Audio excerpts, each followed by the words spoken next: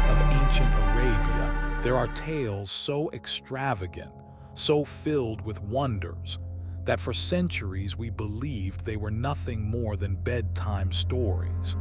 Flying carpets, genies sealed in brass lamps, lost cities with golden towers that touched the sky. But what if one of those cities was real?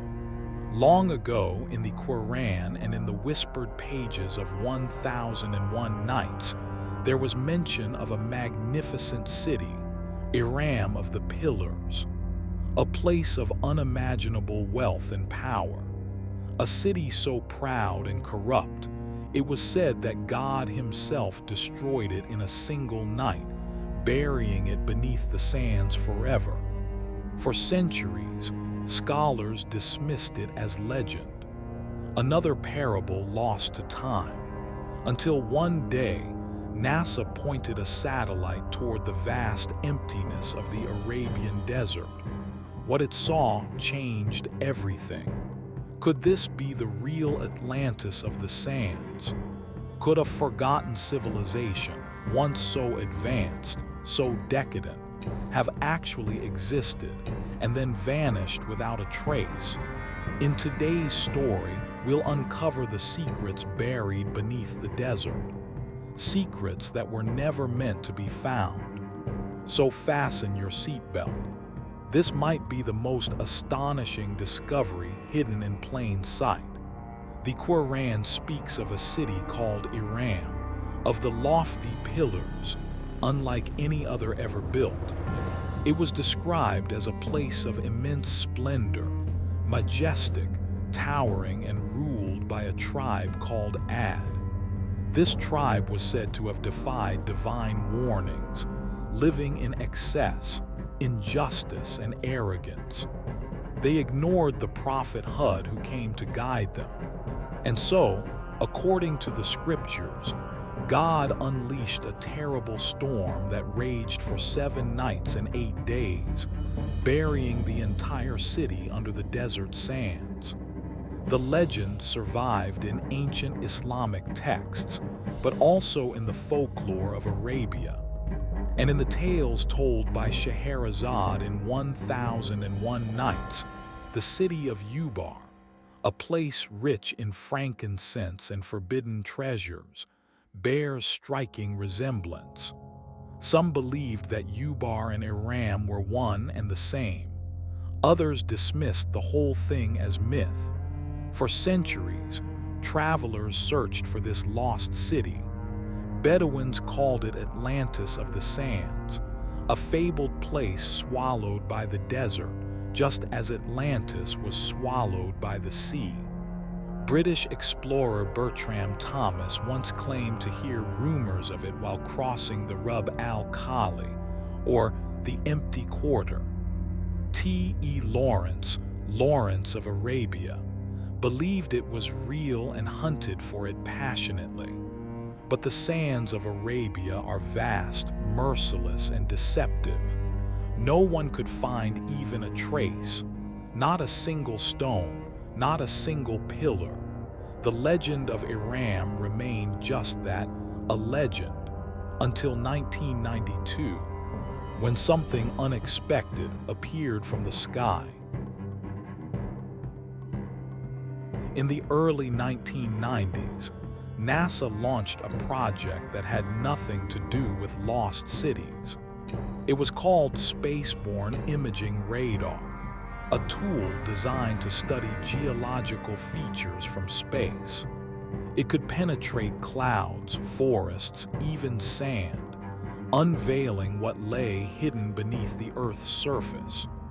When scientists pointed this technology toward the vast Arabian desert, they weren't expecting a miracle, but what they found stunned them. Running across the Rub al-Khali, one of the most lifeless deserts on Earth, were ancient trade routes, long forgotten and buried beneath the sand. These weren't random lines. They converged on a single point, a place that, according to all modern maps, did not exist. Intrigued, An international team of archaeologists and historians was assembled. They followed the satellite data and headed deep into the desert to a place near the border of Oman and Saudi Arabia. What they found defied belief.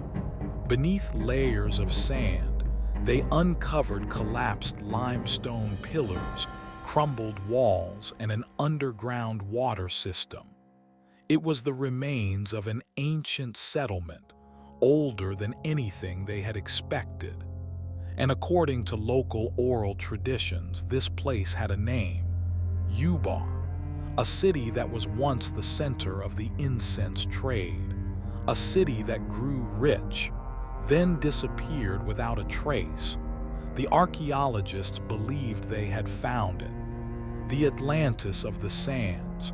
Could it really be Iram, the city cursed by God and swallowed by the desert? Or was this just a coincidence, a forgotten outpost mistaken for a legend? The evidence was tantalizing, but incomplete.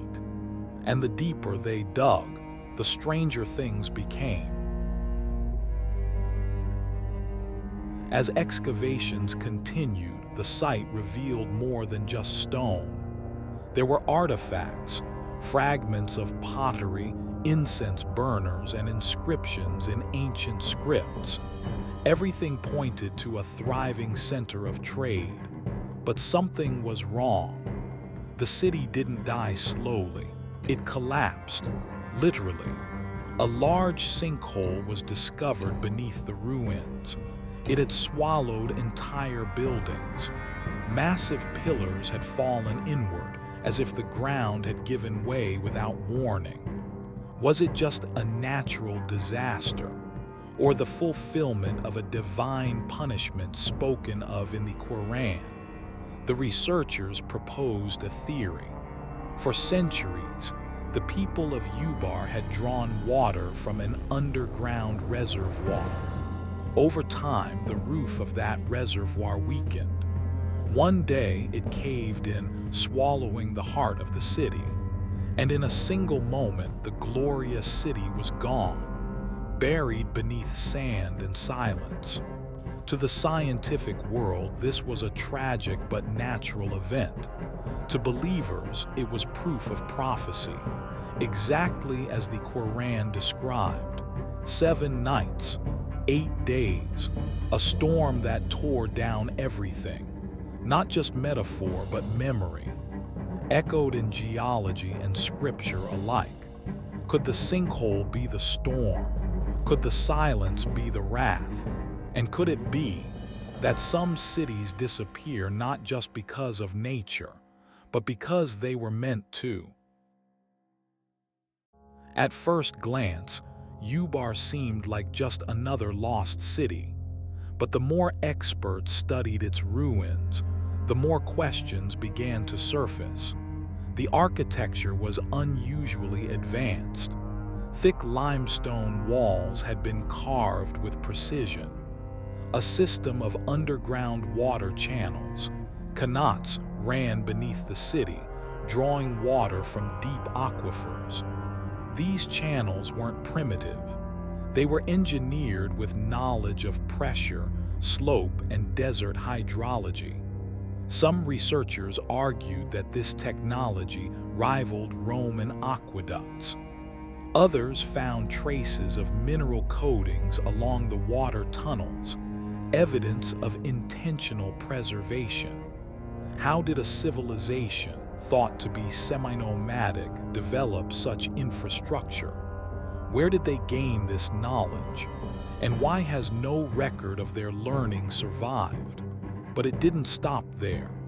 Satellite imaging revealed symmetrical layouts, roads and structures aligned to celestial patterns. The main gates of Ubar pointed toward constellations linked to ancient desert navigation. It was as if the city wasn't just built for trade. It was built to reflect the heavens. Much like the Great Pyramids or Stonehenge, Ubar seemed to encode cosmic knowledge in its very foundation. And that opened a deeper mystery. Was this knowledge inherited from an older, even more forgotten civilization? Or was it given? As whispers about Ubar spread, the city began attracting more than archaeologists. Myth hunters, esoteric scholars, even theologians. They pointed out striking similarities between Ubar and other ancient legends. In the writings of Plato, Atlantis was a wealthy, arrogant civilization, destroyed in a single day and night, just like Iram. Some researchers claimed Ubar's collapse into a sinkhole mirrored the fall of Atlantis into the sea. Different elements, same judgment. Others looked toward Mesopotamia. In Sumerian myths, the city of Eridu was said to be the first city on Earth, founded by the gods themselves. It too vanished beneath sand and silence. Could Ubar have been connected to these lost cities, or even descended from them? Still more startling were the biblical parallels. The people of Ad, rulers of Iram, were described as giants, physically tall and powerful. The Bible speaks of the Nephilim, mighty men of renown who defied divine order and brought corruption upon the earth. Both were destroyed. Both were buried. Could Ubar be a remnant of a hybrid age, one that existed between history and myth? Some fringe theorists even suggested extraterrestrial involvement, pointing to the astronomical alignment of Ubar's layout and the advanced water systems far beyond its time. Mainstream scholars reject these claims, but the mystery remains. How did a desert city, forgotten for thousands of years, hold secrets that echo through nearly every ancient tradition? And more importantly, who wanted those secrets buried? For centuries, the desert kept its silence. It buried the pride of a civilization. It erased the memory of a people who once challenged the heavens. And it taught the world that some cities fall, not because of time, but because of truth. But deserts don't stay still forever. Winds shift, dunes move, and sometimes the past rises again. If Iram of the Pillars was real, if Ubar truly existed, what else have we mistaken for myth? How many warnings are hidden in the ruins we have yet to find? In an age obsessed with progress, we forget that some knowledge was buried for a reason. Not everything lost should be found. Not every story is just a story. So the next time you hear a tale from 1001 Nights, listen carefully, because one of those stories already came true, and another one might be next. Be sure to subscribe to the channel and turn on notifications. We'll see you in the next video.